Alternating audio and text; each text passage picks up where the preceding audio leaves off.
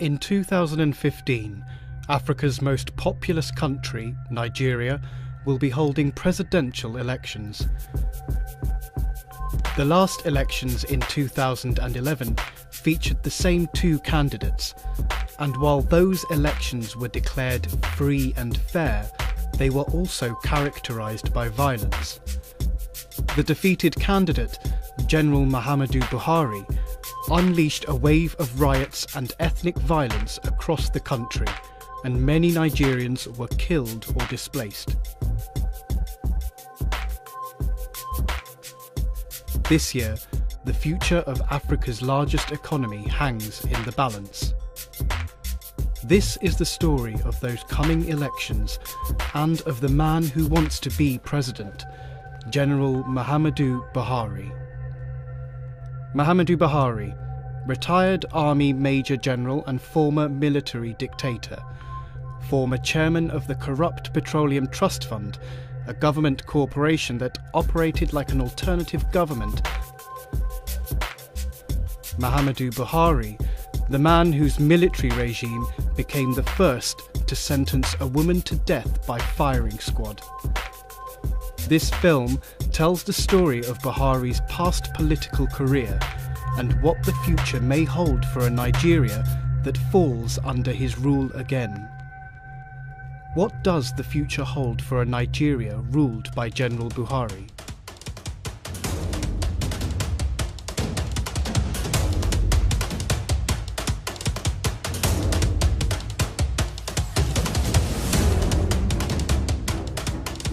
The APC has promised Nigerians that a vote for General Muhammadu Buhari will liberate them from the current economic hardship. Achievements of President Jonathan, including the construction of an airport, the establishment of Almadri schools, as well as the considerable success in curbing insurgency in the north.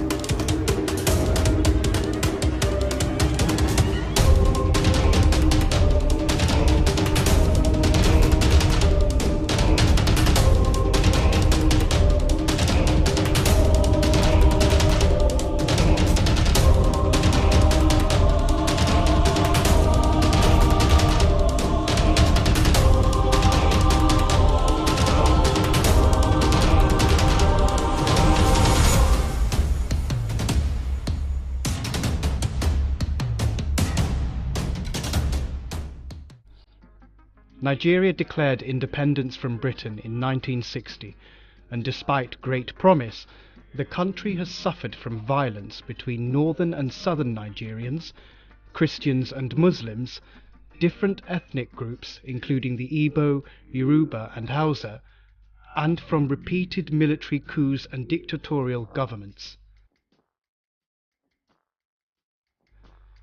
In 1979, the country elected its first democratic civilian president in many years, Shehu Shagari. However, Shagari's civilian government lasted less than 4 years, as he was overthrown in a military coup led by northern military officer General Muhammadu Buhari.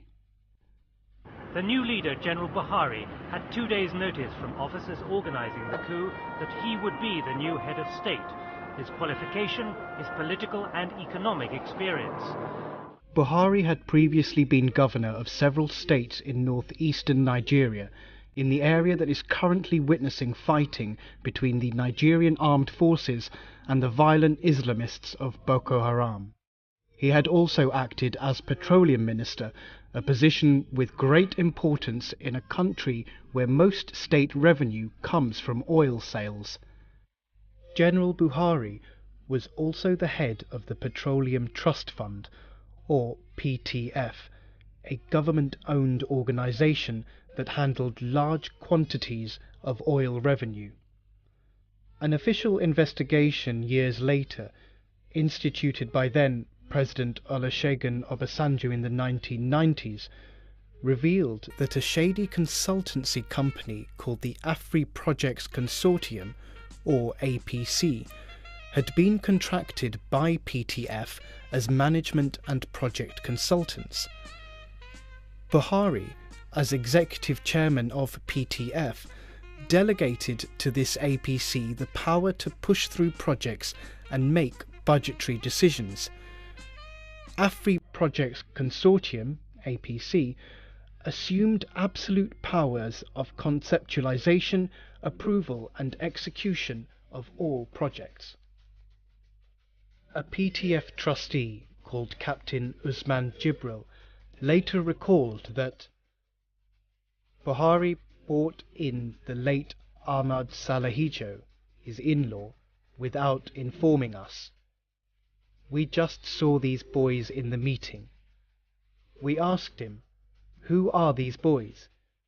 He said that they were just helping him to take notes.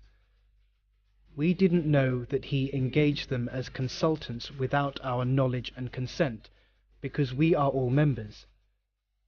I told him that it was wrong. As trustees, if something went wrong, we were the people that would be prosecuted, not any other person. I asked them to change the procedure, and they were not ready to change it. I said, "Okay, bye-bye." Ahmed Salahijo was mysteriously reported dead the very day a committee was set up to probe the PTF.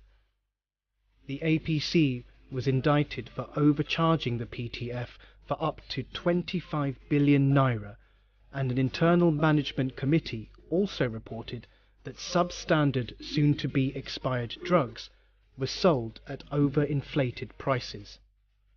On the week of January the 11th, 2010, Nigeria's This Day newspaper reportedly got hold of an exclusive copy of a report by the Petroleum Trust Fund Interim Management Committee.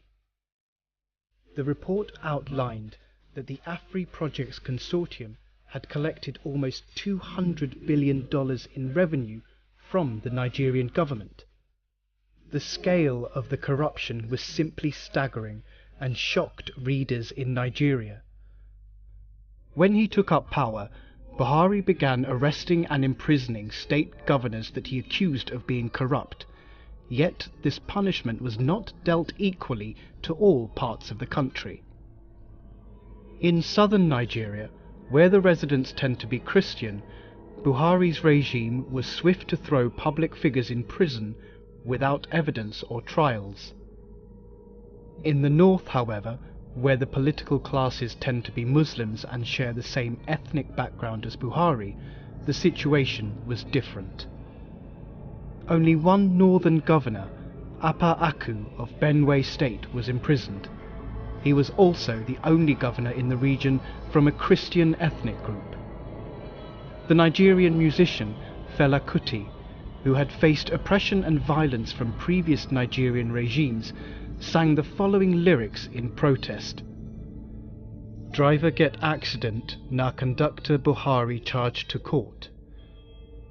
Under Buhari's military regime, people from all sections of society were detained without fair trials and subjected to inhumane conditions in dark prisons at his whim.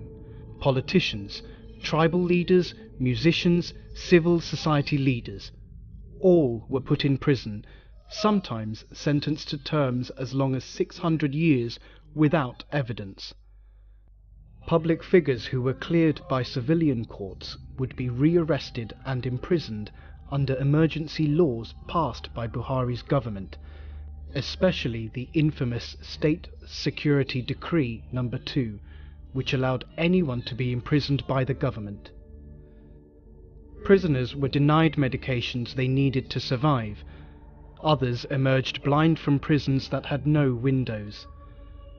Taye Sholarin was one of the regime's critics that was jailed, and he was denied access to asthma medication that he needed. Other public figures were put in jail and tortured, accused of corruption. Yet most of these have since been declared innocent, and in some cases the Nigerian government has later issued apologies to the prisoners and their families for the way they were treated by Buhari. Indeed, in some cases, the politicians he jailed have subsequently been honoured as some of the best performing and least corrupt figures of the time, and several have had universities and other public facilities named after them.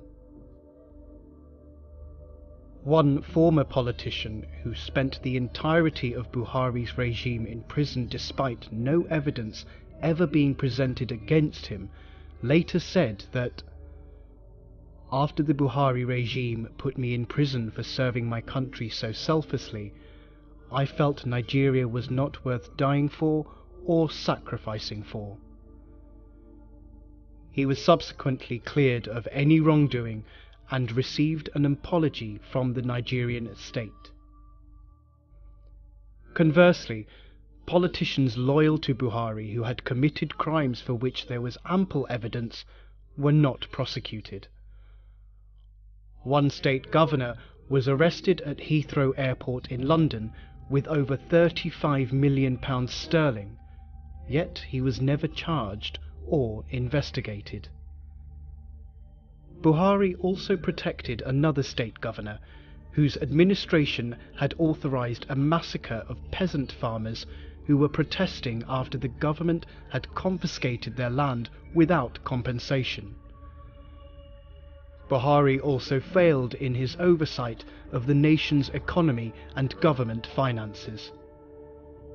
When he took over, the government had been negotiating a contract to improve rail transport infrastructure in Lagos and between other cities across Nigeria. In a city with constant traffic gridlock, this initiative would have revolutionized transport and allowed the population to move freely.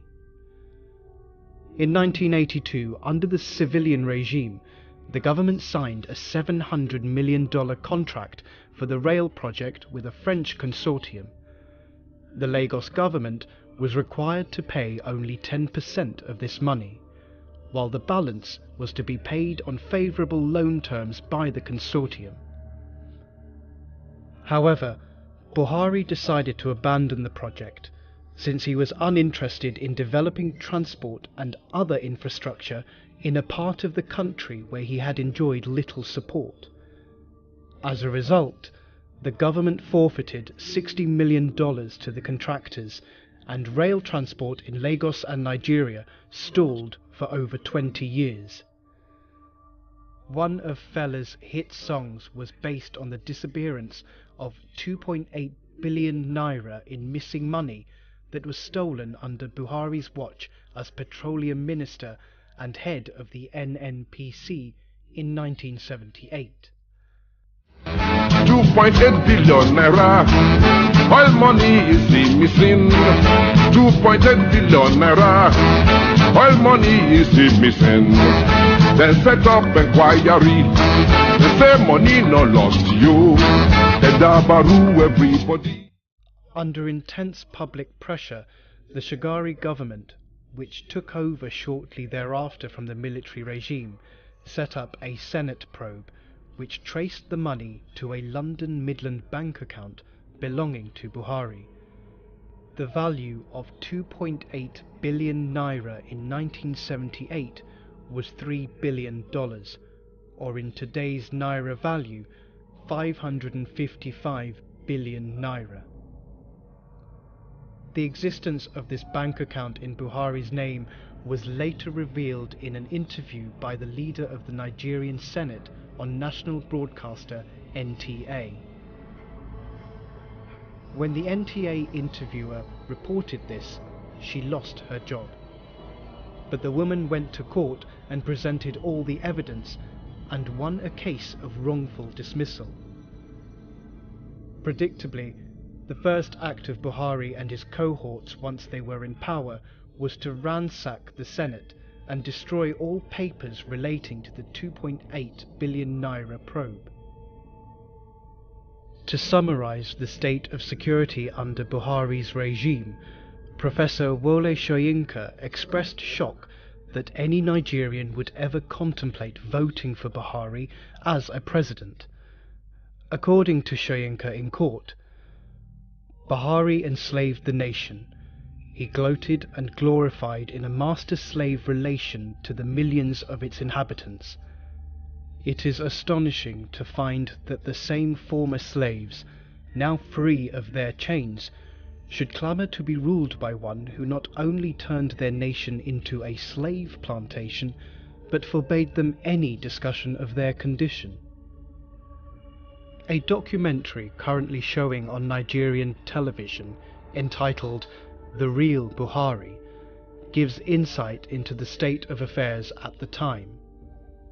The Buhari government, in persecuting its war on corruption, gave the National Security Organization, NSO, unprecedented powers of arrest and detention. The regime enacted the State Security of Detention of Persons Decree No. 2, which gave the NSO the power to detain anyone suspected to be a security risk indefinitely. All forms of freedom were restricted, and there was severe deprivation of fundamental human rights under Decree 2. Under this decree, journalists were hung, drawn and jailed, and more than a dozen press houses were closed down. Labour unions and professional associations were proscribed and banned. The Nigerian Medical Association, the National Association of Resident Doctors, National Association of Nigerian Students, and the Academic Staff Union of Universities. The Nigerian Bar Association later invalidated all proceedings of Buhari's military tribunals. The National Security Organization, Nigeria's first secret police, intimidated, harassed and detained protesters, demonstrators, students, lecturers, critics, activists and civil servants who dared to embark on strikes. People convicted of other crimes were also treated to severe punishment and denied access to appeals and proper judicial processes.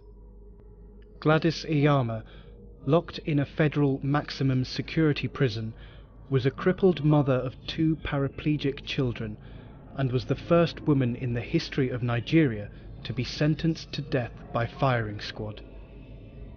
The Buhari government knew the implication of executing a paralyzed mother of 2, and the sentence was secretly approved.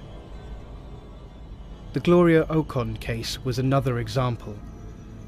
In 1985, Gloria Okon was arrested at a Nigerian airport on drug trafficking allegations. The case was traced to persons in government who had provided security support for their drug couriers. Gloria Okon was said to have died in detention. The cause of the death was kept secret.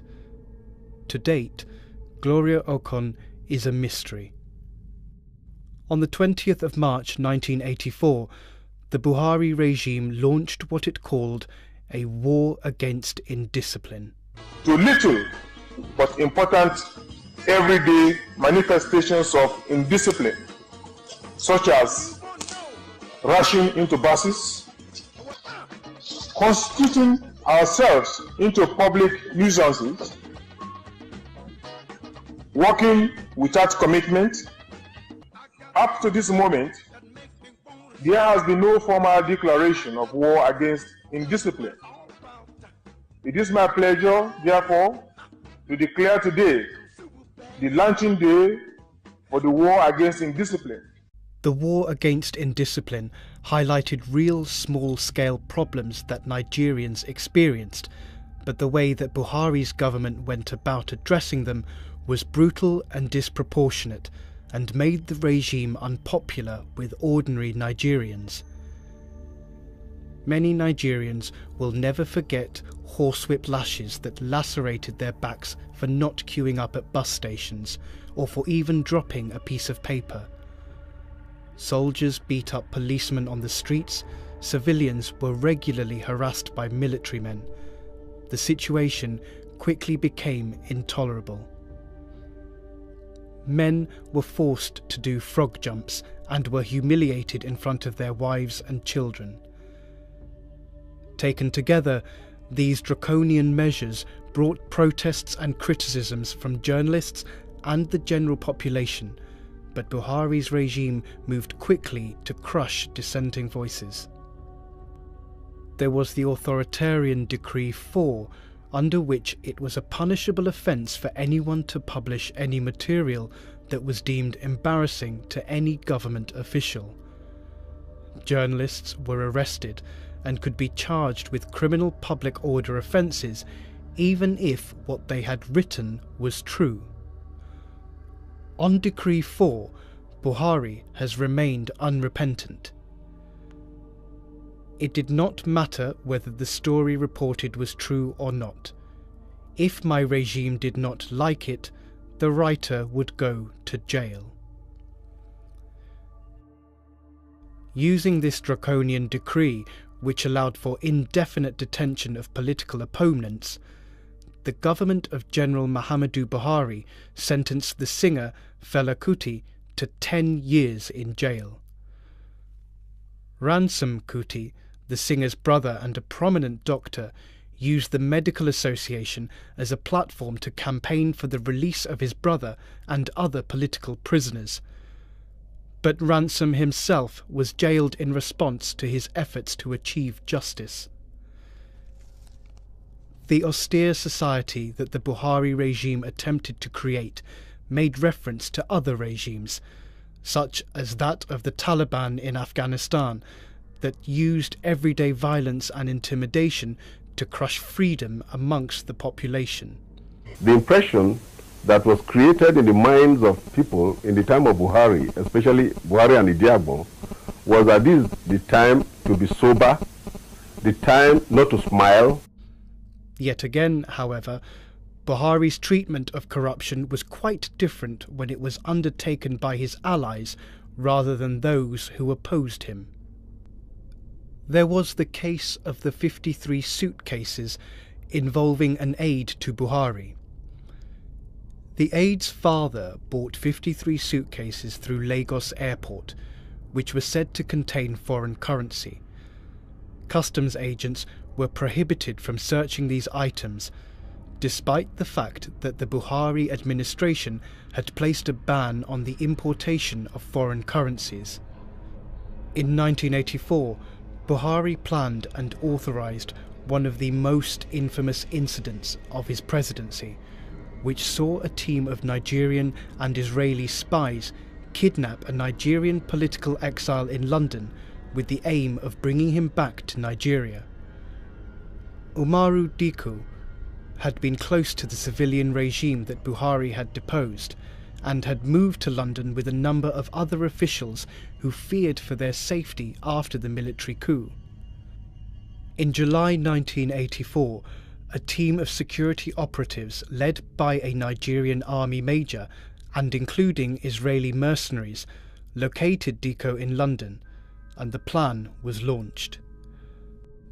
Dikko was drugged and put into a crate that was labelled as diplomatic baggage. He was abducted right in front of his home and put in a van and driven to the airport, where he was passed off as diplomatic luggage from the Nigerian embassy.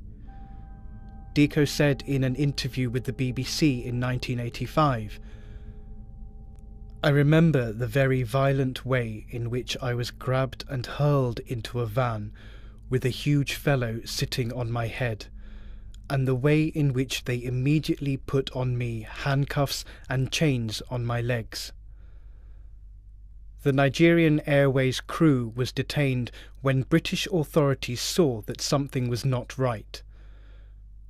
Buhari responded by ordering a British Caledonian plane that was already in the air flying from Lagos to London via Kano back to Lagos, where it was also detained by Nigerian authorities.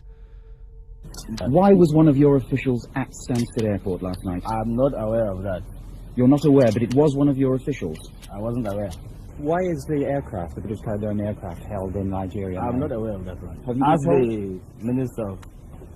What did you tell the Minister Despite General? the High Commissioner's denials, 17 people, most of them Nigerians, are now being questioned about the kidnapping. 14 are being held at the high-security Paddington Green police station. Most of the 14 are Nigerians, but 2 are believed to be Israeli mercenaries who were found inside crates of Stansted last night with Mr. Dikko. 17 men were arrested, and 4 of them were later sentenced to prison terms ranging from 10 to 14 years. This disgraceful incident sent Nigeria's reputation into a tailspin worldwide, and this was to be the start of intense pressure on Buhari to relinquish power. Soon thereafter, Buhari himself was deposed in another coup. In 2007, Nobel laureate Wole Soyinka laid down reasons why Buhari doesn't deserve to be president. In Buhari, we have been offered no evidence of the sheerest prospect of change.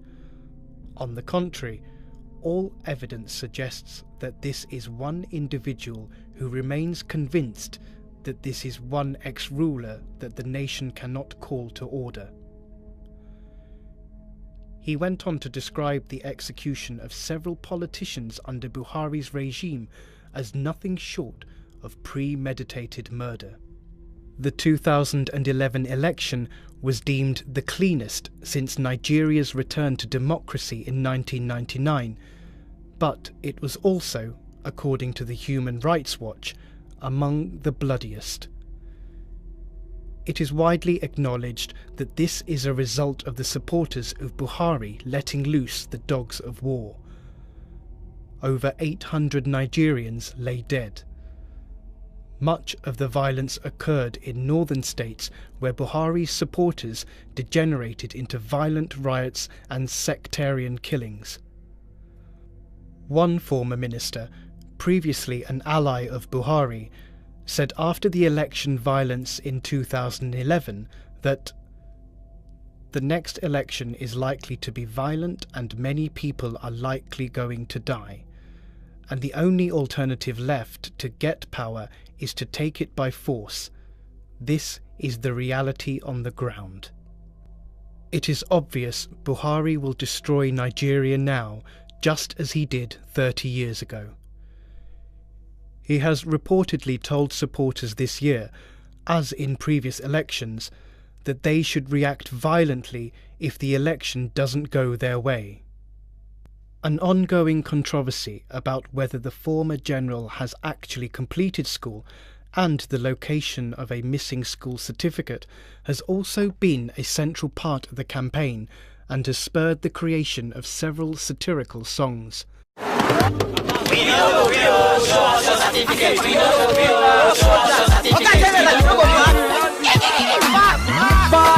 Soldier pull over, soldier pull over. Reverse, general pull over, soldier pull over. Show me your certificate, oh yeah pull over. I just want that certificate, pull over. No discussion, general pull over, soldier pull over. The bad things you do, we never forget, yeah. The problem you cause, we never forget, yeah. Our people suffer, them tired, our nation scatter. Innocent people go prison, journalists them go prison, fellas heavy go prison. Nigeria will never go back. For whatever we go, they go. We go, they go. For whatever we go, they go. We go, they go. Back, oh soldier pull over, soldier pull over. Reverse, general pull over, soldier pull over. Show me your certificate, oh yeah pull over. I just want that certificate. The Nigerian election has been postponed once due to the fact the voter cards were not distributed to people displaced by Boko Haram currently living in refugee camps. Buhari's party, the APC, have retained the services of David Axelrod, the former Obama advisor who retains links with the US president and his staff in government.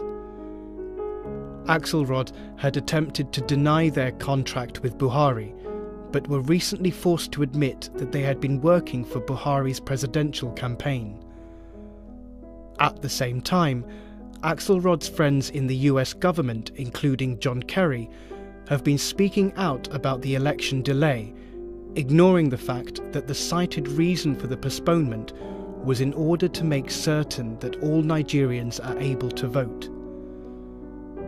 The real question, however, is what will happen when Nigeria's elections are held, and what will happen to the country if Buhari wins. The future for Africa's largest country is dark and uncertain.